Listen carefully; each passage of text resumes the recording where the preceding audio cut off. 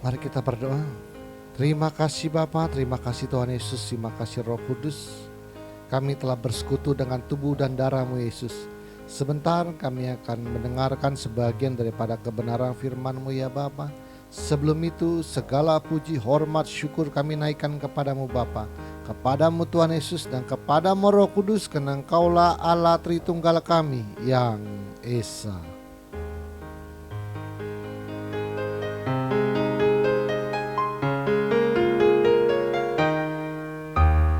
Hormat bagi Allah Bapa, hormat bagi anaknya, hormat bagi Roh penghibur ketiganya yang Esa.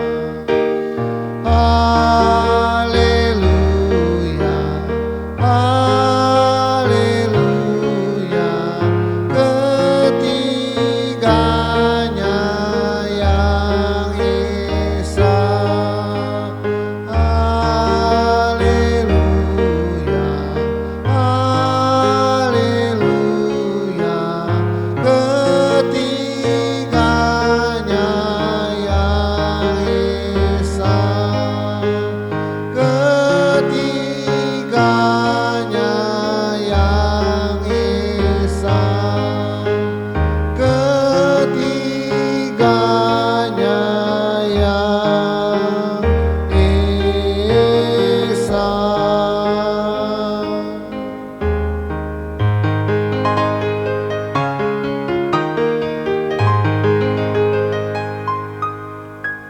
Berikanlah kami pengetahuan, pengertian, dan akal budi-Mu ya Tuhan, supaya kami menjadi orang bijaksana dan rendah hati seperti diri-Mu. Urapi hamba-Mu pada saat ini ya Bapa, Kau menjamal ya bibir hamba-Mu Roh Kudus, supaya apa yang hamba perkatakan menjadi kebenaran-Mu yang sempurna di akhir zaman itu Tuhan. Sembunyikan hamba-Mu di balik salib-Mu, biar Engkau semakin besar dan hamba-Mu semakin kecil. Persiapkan hati kami, bagian tanah yang subur di dalam hati kami, supaya firman-Mu yang bentuk logos tulisan mati menjadi remah dalam kehidupan kami. Terima kasih Bapa, terima kasih Tuhan Yesus, terima kasih Roh Kudus. Di dalam nama Tuhan Yesus kami telah berdoa dan mengucap syukur. Haleluya, kita yang percaya katakan amin. Mari kita ucap salam kita, 1, 2, 3. Salutam en Christo en dunameon energemata. Salam di dalam Kristus, di dalam kuasa mujizatnya. Amin. Silakan duduk. Shalom semuanya. Volumenya gedein dikit ya. Ngomongnya dekat soalnya.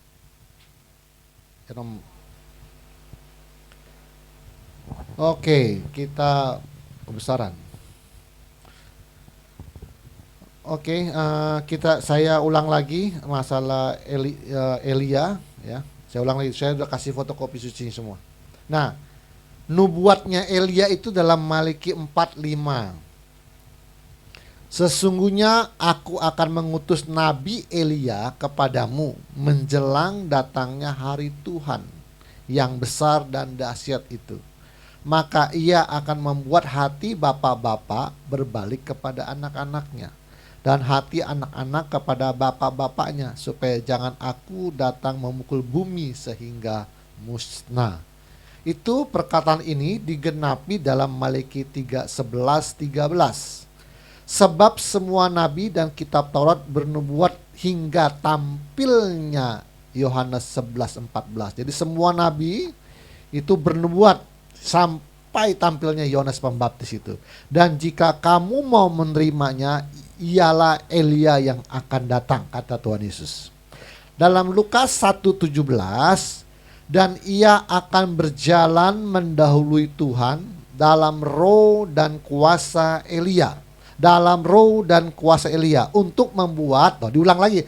Dia perkataan Melek itu diulang lagi, untuk membuat hati bapak-bapak berbalik kepada anak-anaknya, dan hati orang durhaka kepada pikiran orang benar, dan dengan demikian menyiapkan bagi Tuhan suatu umat yang layak baginya. Jadi Lukas mengulangi perkataan Maleki, hati Membuat hati bapak berbalik kepada anaknya. Itu diulangi. Ditambah lagi supaya hati orang durhaka kepada pikiran orang yang benar. Ditambahnya itu. Oke.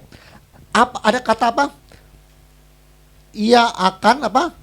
Berdahului Tuhan dalam roh dan kuasa Elia. Ada kata.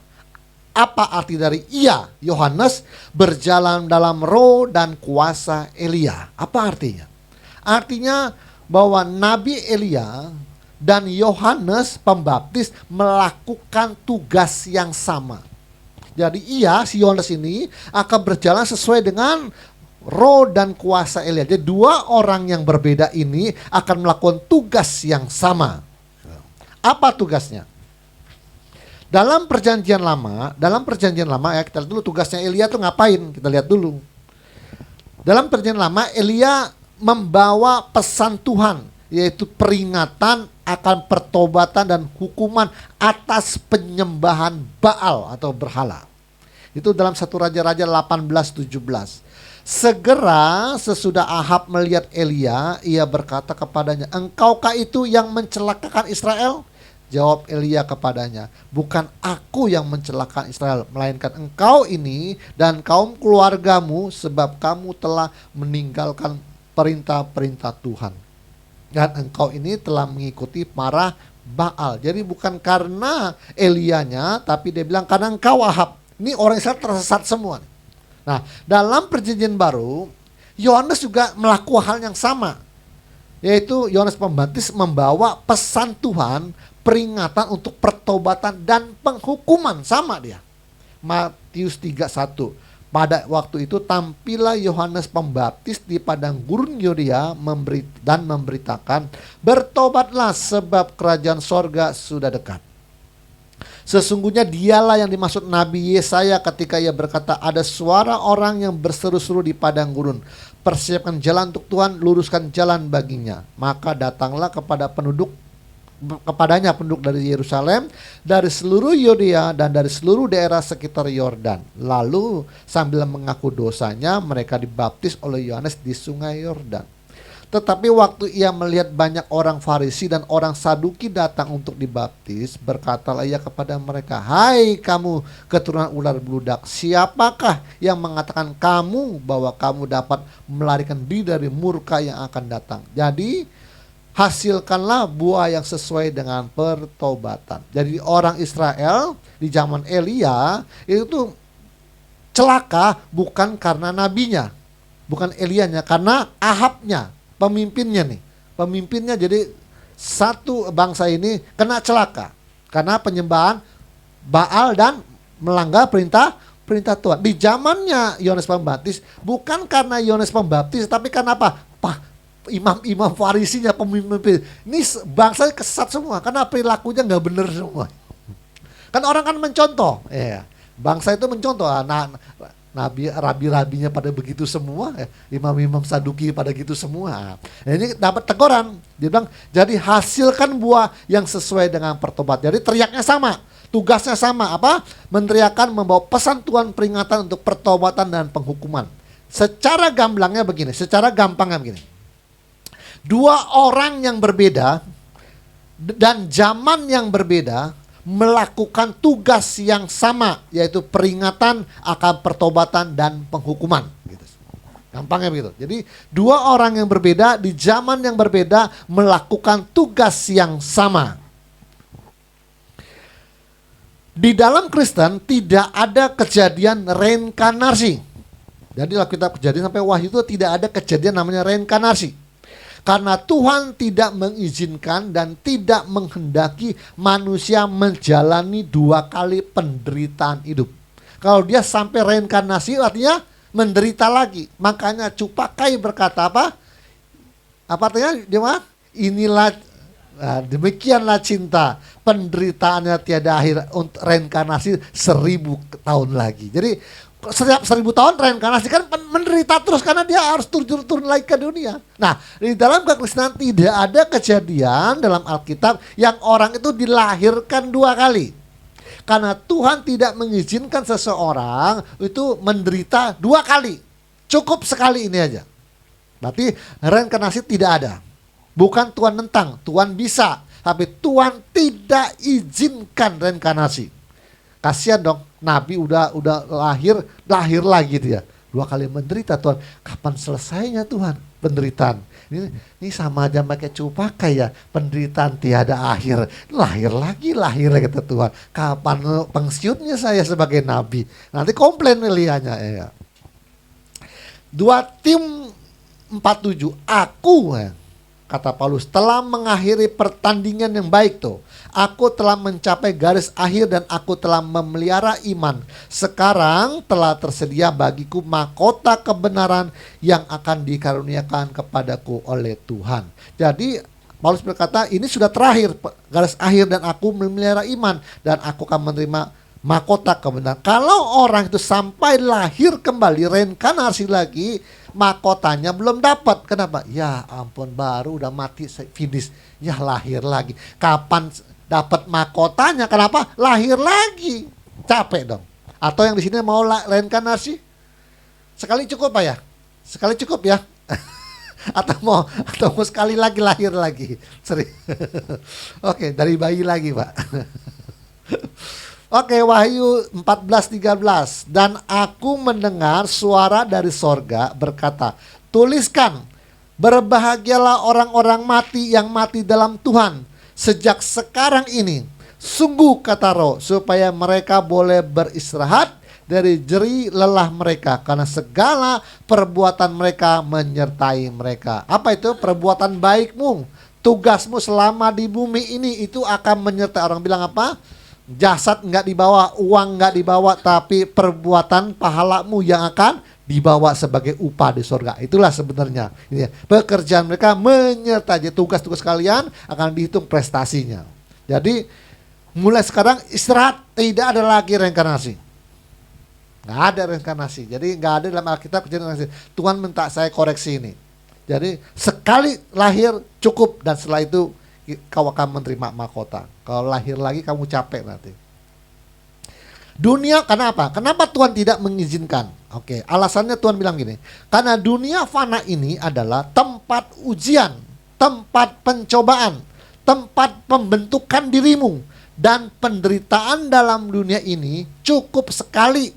Dan setelah itu beristirahat untuk selama-lamanya. Dan pekerjaan kita akan menyertai kita, yaitu hitung-hitungan pahala. Nah, Tuhan minta koreksi ini. Artinya nih, di Wahyu 11:4, ada 11:4 ini yang suka di akhir zaman ditafsirkan ya. Mereka adalah kedua pohon zaitun dan kedua kaki dian yang berdiri di hadapan Tuhan semesta alam. Dan jikalau ada orang yang hendak menyakiti mereka, keluarlah api dari mulut mereka, menghanguskan semua musuh mereka. Dan jikalau ada orang yang hendak menyakiti mereka, maka orang itu harus mati secara itu. Nah, ini ditafsirkan bertahun-tahun adalah Elia dan Musa. Ada juga yang bilang Musa dan Henok. Karena Henok tuh dianggapnya Henok dan Elia, karena dua-duanya tidak mengalami kematian. Tapi ada yang berpendapat itu Musa dan Elia, karena Musa dan Elia pernah muncul sebentar di taman Getsemani yang Yesus mukanya bercahaya. Itu tafsir, tapi Tuhan bilang itu salah. Karena aku tidak mengizinkan orang lahir 2 kali. Jadi setiap orang pembentuknya di sini sudah, ujiannya sudah, pencobaan selesai, istirahat dan terima mahkota. Tidak ada datang lagi ke dunia. Ngapain datang dunia ini Pak? Mau ngapain Pak? Emang mau ngapain bu dunia ini? Main-main? Oh nggak, kangen-kangen aja Tuhan, pengen lihat di Kongkin lah keadaannya sekarang gimana gitu. Saya juga mau lihat Ayah Puput keadaannya gimana. Udah 1000 tahun saya nih meninggalkannya kan. Zaman 1000 tahun kan nanti hari Minggu saya mau pulang sebentar nengok-nengok keadaan saya gimana. Saya ngapain? Di sorga lebih indah ya. Di sorga menurut kesaksian aja nih, kayak kesaksian ya. Pohon itu, misalnya pohon itu mangga itu ya. Kalau kita petik, kita makan itu langsung dari tangkainya keluar lagi mangga. Di sorga ini menurut kesaksian aja nih. Suka dari obat liar, dan itu daun kalau kering teng jatuh ke tanah. Itu langsung hilang. Ping! Tidak ada tukang sapu di sorga itu. Ya, tidak ada tukang sapu yang bersih-bersih daun kering, tidak ada. Jadi kena tanah langsung ping. Yang hebatnya menurut Robert Liardon itu anak-anak dia lihat berlarian di Taman Firdaus. Itu pernah ditanya oleh Mary Baker, itu kenapa anak-anak itu bisa ada di Taman Firdaus Tuhan? Ditanya oleh, ini dua kesaksian saya gabungin. Jadi waktu si Robert Liardon lihat anak-anak, itu pernah ditanyakan oleh si Mary Baker di waktu 40 hari di sorga itu, di Hades itu. Dia tanya waktu dia mampir sebentar di Firdaus, dia tanya, Tuhan itu kenapa ada anak-anak? Oh itulah anak-anak hasil aborsi.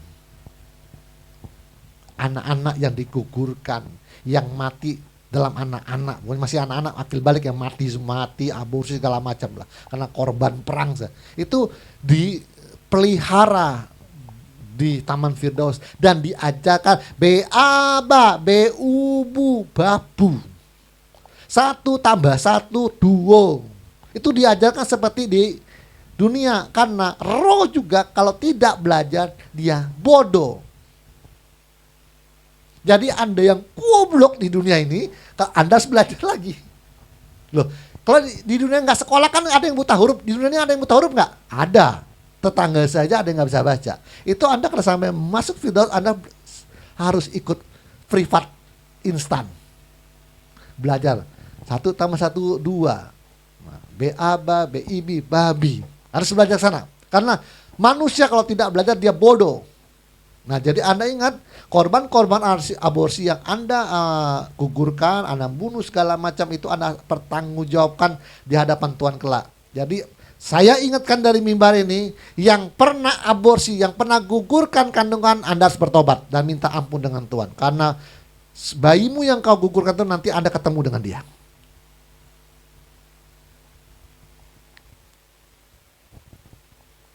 Datang-datang, ibu siapa ya? Aku ibu yang ibu gugurkan. Tuh katanya aku nih, katanya 7 bulan katanya nggak jadi, aku gugurkan. Hati-hati. Korban merit by accident. Ya. Karena ada orang-orang hamil dulu buru-buru digugurin kan, 3 bulan 2 bulan. Itu Anda akan pertanggungjawabkan. Jadi Anda mau bertobat sekarang, tempat pengujian pertobatan dan pembentukan sekarang. Anda nggak bertobat, Anda tidak ikut rapture. Anda yang rokok tidak bisa rapture. Kapan rapture-nya Pak yang rokok? Bisa mati dulu.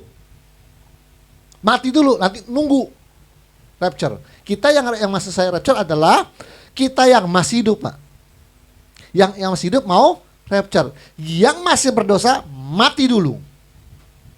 Masuk liang kubur dulu. Itu jalan. Upah dosa adalah kematian, maut. Masuk liang kubur dulu. Masa rapture urusan belakang. Jadi sebenarnya adalah orang yang mati sama yang rapture itu sama. Karena udah mati, pas melek mata rapture kan, di kuburan bangkit rapture dia. Ya kan? Sama yang mati hari ini sama rapture itu sebenarnya keadaannya sama. Karena waktu Anda buka mata Anda rapture. Kalau rapture. Kalau enggak ya udah tunggu dulu di kuburan Anda, di Hades sana. Tunggu dulu Pak. Ya, habis lewatin 1000 tahun. Lama loh 1000 tahun.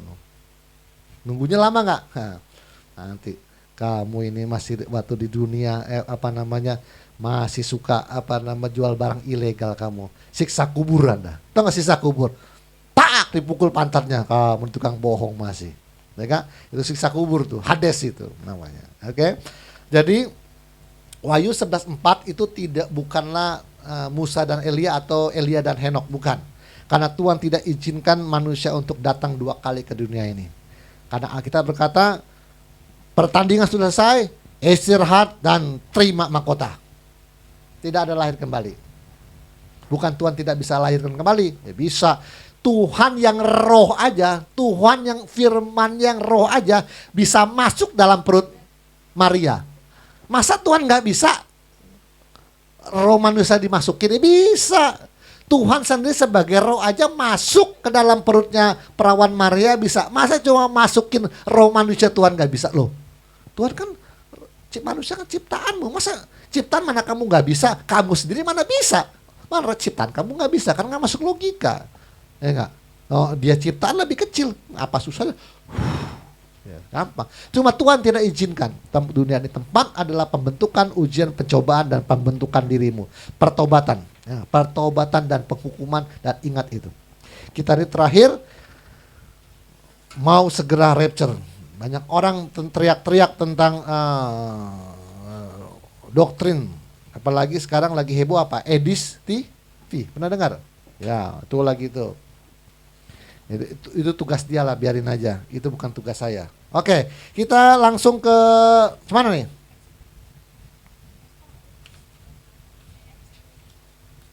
Langsung ke jurus 3 jurus penangkal maut sampai mana? Oh, sampai Hasyapra ya.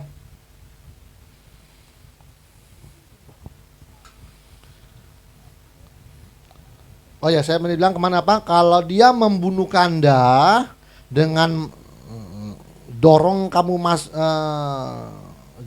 busnya ke jurang, itu kasar.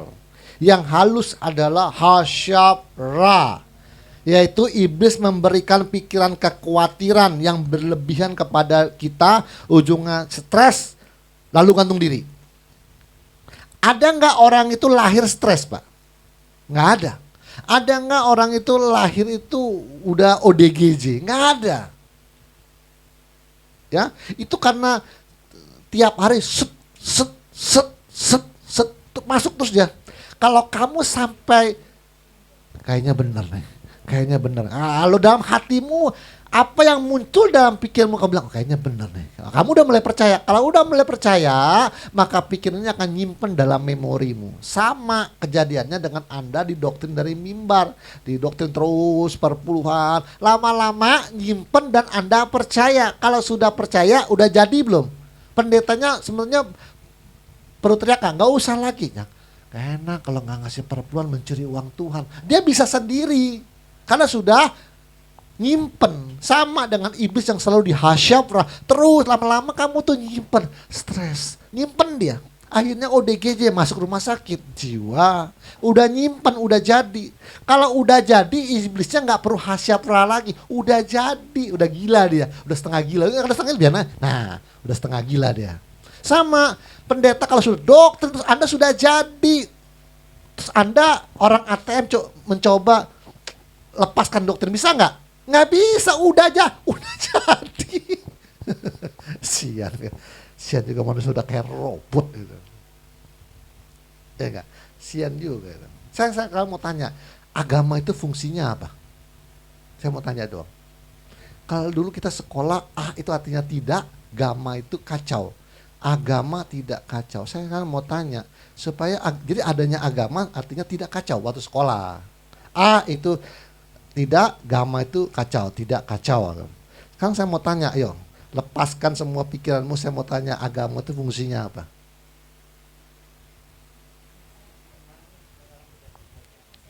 Ayo, sebenar-benar coba pikir sebentar. Ayo lepaskan doktrin dari sekolah. Lepaskan doktrin dari sekolahmu yang dari SD sampai SMA. Saya mau tanya sekarang, agama itu fungsinya apa? Ayo, jangan pakai doktrin, jangan doktrin lama dilepas, memori dilepas. Kan saya mau tanya, sebenarnya agama itu fungsinya apa? Saya yang ngomong aja saya nggak ngerti fungsinya apa. Coba agama fungsinya apa? Saya apa kebingungan. Fungsinya apa? Anda bilang untuk mengajarkan akhlak mulia, Pak. Agama itu fungsinya untuk mengajar orang akhlak mulia dan berbuat baik, Pak, sedekah. Oke. Saya tanya, orang tanpa agama bisa berbuat baik atau enggak? Loh, lalu agama untuk apa fungsinya?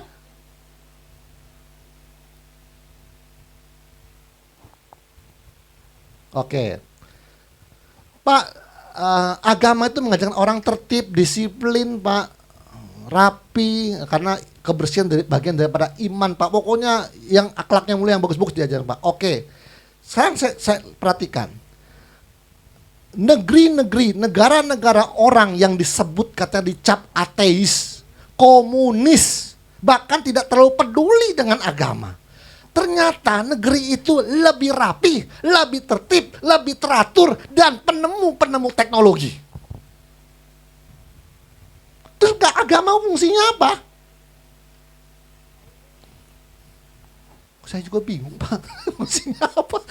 Anda udah kena dokter dari sekolah SD sampai SMA, Anda kena dokter. Saya sudah mulai mereview ulang Ernst. Sebenarnya agama itu fungsinya apa ya? Orang tanpa agama bisa berbuat baik dan bisa berakhlak mulia kok. Karena anak hanya modal suara hati bisa dia. Pak, untuk mengajarkan tertib, rapi, apik, Pak, teratur. Yo, agak negara yang nggak pakai agama, komunis, ateis yang nggak terlalu peduli dengan agama. Mereka kayak Jepang nggak peduli dengan agama. Mereka lebih tertib, lebih rapi, lebih apik, penemu teknologi lagi mereka. Korea itu, kalau Anda nonton YouTube-nya orang-orang Korea, dia bilang gini, kami orang Korea nggak terlalu peduli dengan agama, dia bilang. Yang penting cari duit, dia bilang, kerja yang keras. Loh, negaranya tertib. Anda pakai Samsung buatan mereka loh. Penemu teknologi. Agama untuk apa? Saya juga bingung sampai sekarang. Dulu saya sekolah di dokter agama untuk ini. Artinya tidak, agama itu kacau. Adanya agama supaya manusia tidak kacau. Tapi fakta mengatakan banyak agama makin kacau. Benar nggak? Kacau semua, berantem. Karena agamanya kepercayaan berbeda. Jadi saya bilang, saya juga nggak tahu agama fungsinya apa. Karena tanpa agama orang bisa tertib, tanpa agama orang bisa berakhlak mulia, tanpa agama orang bisa berbuat baik, tanpa agama orang bisa sedekah, tanpa agama orang bisa menemukan teknologi mutakhir yang terbaru. Nggak usah pakai agama. Saya kasih tahu, kalau nggak ada ateis, itu teori Darwin itu nggak keluar loh. Nggak Pak? Nggak keluar, saya kasih tahu.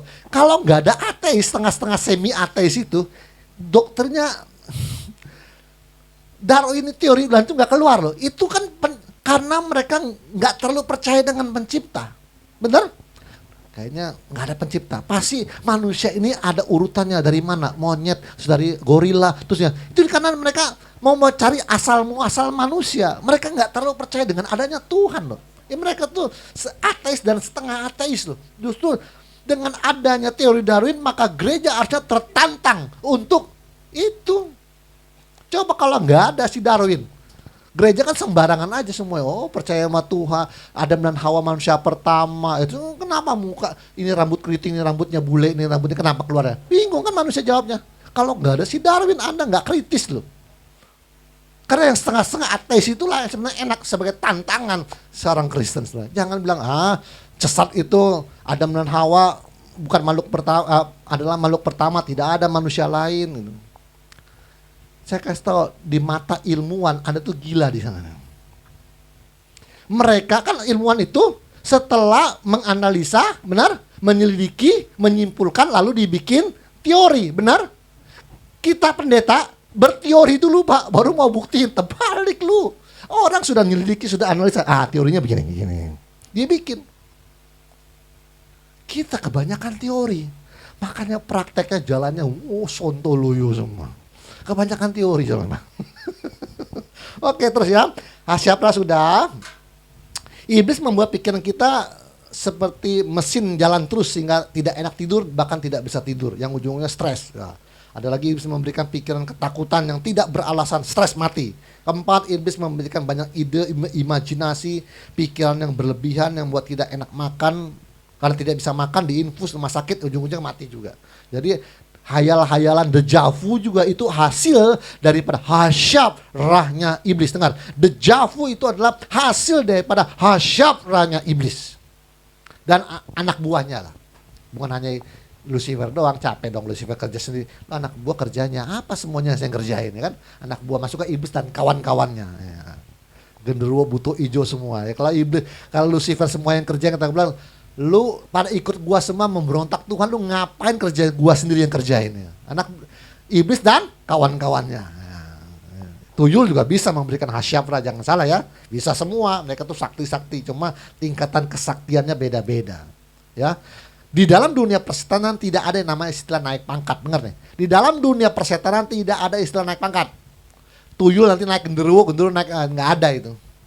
Di dunia manusia ada. Dari sales naik supervisor naik manager, menjadi direktur. Dari Kopral naik aja jenderal. Itu di dunia manusia. Dalam dunia persetanan tidak ada naik pangkat. Kalau kamu memang tuyul sampai kiamat tetap tuyul. Kenapa? Kesaktiannya berbeda. Pemerintah-pemerintah, penguasa-penguasa, penghulu dan roh-roh. Tetap yang irojat, yang peniuka, mates, panorias, yang porno tetap di bawah. Dia nggak akan pernah jadi jenderal karena kesaktiannya berbeda. Urapannya berbeda. Kalau ngebahasa Alkitabnya urapannya beda. Terus kalau bisa naik pangkat lama-lama bisa sama Lucifer naik pangkat.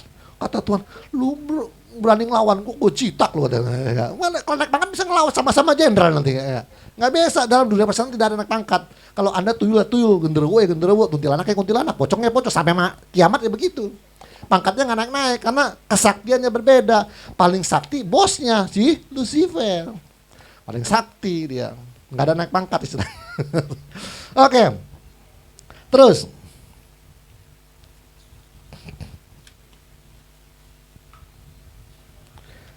Alkitab bilang apa tadi?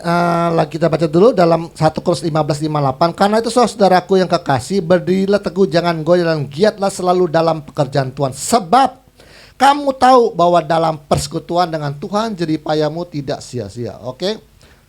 Ayatnya mengatakan bahwa dalam Tuhan jerih payah tidak akan sia-sia. 1. Jika kita tidak berjerih payah atau tidak bekerja buat Tuhan, kita akan mati konyol.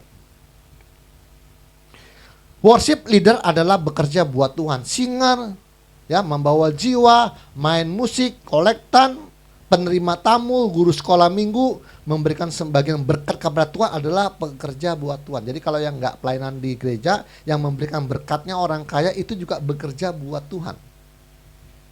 Kalau orang itu tidak kerja buat Tuhan, nggak ada guna. Kita percaya di doktrin lamanya bahwa kita dilahirkan sama Tuhan, setiap orang mempunyai peranan masing-masing, benar? Oh, Tuhan ciptaan aku untuk ini. Tuhan ingat, kita percaya semua. Selalu pendeta bilang, kita dilahirkan tidak mungkin tidak ada tujuan. Tuhan pasti menciptakan setiap orang itu ada tujuan. Ya, saya setuju. Makanya setiap manusia punya tugasnya masing-masing. Yang kaya harus memberikan hartanya untuk pekerjaan Tuhan, bukan untuk Tuhan ya. Saya tidak mengatakan berikan persembahan kepada Tuhan, tidak. Anda harus memberikan pekerjaan pada gereja untuk melebarkan pekerjaan Tuhan di dunia ini. 2. Menurut iblis, orang yang tidak bekerja untuk Tuhan, nah ini nggak ada gunanya Kristen tapi KTP nih. Kristen tanpa perbuatan, KTP, Kristen tanpa perbuatan. Oke. Jika orang tidak bekerja untuk Tuhan, ia tidak berguna bila tidak ada hal yang dikerjakan buat Tuhan. Nah, jadi orang Kristen yang tidak ada tujuan hidupnya, itu dianggapnya tidak berguna. Siapa yang bilang tidak berguna? Iblis. 1, dengar nih. Pertama, orang tersebut dipakai dahulu sebagai alatnya untuk merampungkan rencananya yang jahat. Kedua, ya dengar nih, Kristen yang KTP nih. Kedua, setelah dipakai sebagai alatnya, orang itu akan dibunuh, dibinasakan, atau dibawa pada kematian yang sia-sia. Pertanyaannya, berarti ada orang yang mati sebelum waktunya dong Pak? Iya, benar. Ayub 36:14. Nyawa mereka binasa di masa muda dan hidup mereka berakhir sebelum saatnya. Karena setiap manusia pasti ada hari sialnya. Mazmur 18:19. Mereka menghadang aku pada hari sialku, tetapi Tuhan menjadi sandaran bagiku. Jadi setiap manusia itu ada hari sialnya. Cuma pada hari sialnya engkau bersandar kepada Tuhan atau tidak, itu aja. Kalau kau bersandar maka kau akan lolos dari hari sial itu.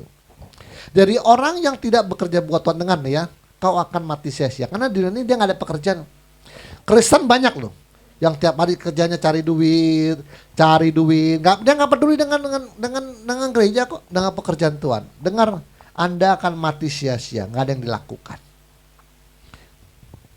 Nah itu akan dipakai iblis. Dengar nih, orang yang suka minum arak yuk kita ngerokok yuk kita main judi yuk kita main gapli, itu orang yang suka ngajak kamu seperti itu sebenarnya Anda sedang dipakai oleh iblis.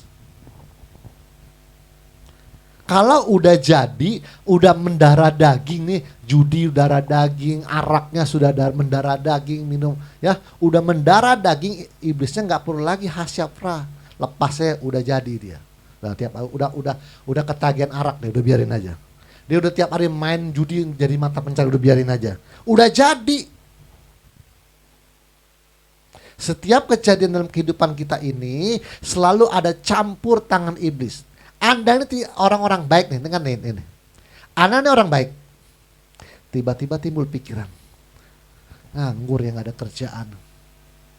Nggak tergerak kalau nggak mau kerja apa, gitu. Hidup susah.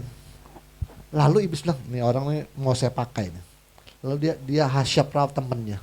Kamu nemuin dia. Dalam pikirannya temuin dia. Ajarin dia main judi. Lalu kawannya tiba-tiba lagi bengong, dia bisa ingat dengan temannya. Saya ingat teman saya namanya Andres, nggak tahu tinggal di mana. Dia tiba-tiba di kepalanya timbul temannya yang lama yang udah nggak ketemu. Saya mau nemuin Pak Andres ya. Dia cari bapak tuh. Semuanya diatur. Gimana? Nggak ada nganggur. Nih, kita main judi yuk. Gampang judinya, ntar saya ajarin, bilang. Dengar. Kalau orang itu sudah ketagihan judi atau terus nggak usah diasyap, udah jadi. Udah jadi dia pada main judi, ya, udah jago dia. Jadi setiap orang Anda bengong, suka timbul yang aneh-aneh itu semua ikut campur iblis. Tadinya nggak mikir apa-apa, tiba-tiba timbul. Saya ingat dia teman saya punya teman namanya Pak Andres, di mana? Nah, di mana tinggal? Dia tiba-tiba bisa keinget kamu gitu. Bukankah Tuhan juga mirip kan? Ada di sana lagi berdoa Tuhan, lagi kesusahan Tuhan, kontrakan nggak kebayar, tuh anak sekolah nggak kebayar, dia berdoa. Tiba-tiba orang ini bisa keinget, Pak, saya semalam bisa ingat Bapak ini. Nih Pak, ada berkat dari Tuhan. Sering terjadi begitu. Itu kan sama. Hasyab Elohim. Dia bisa ingat tiba-tiba kepada kamu yang udah lama nggak ketemu. Itu hasyab Elohim namanya. Hasyab Elohim. Rancangan Tuhan, Elohim, Allah. Lawannya hasyab Ra. Kalau dari iblis, hasyab Ra. Mirip dia. Anda mana bisa membedakannya, yang pikiran yang timbul-timbul ini.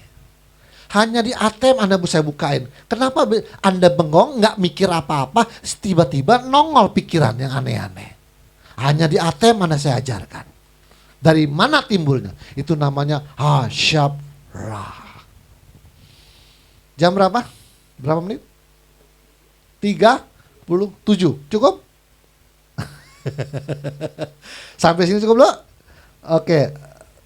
Samin aja deh.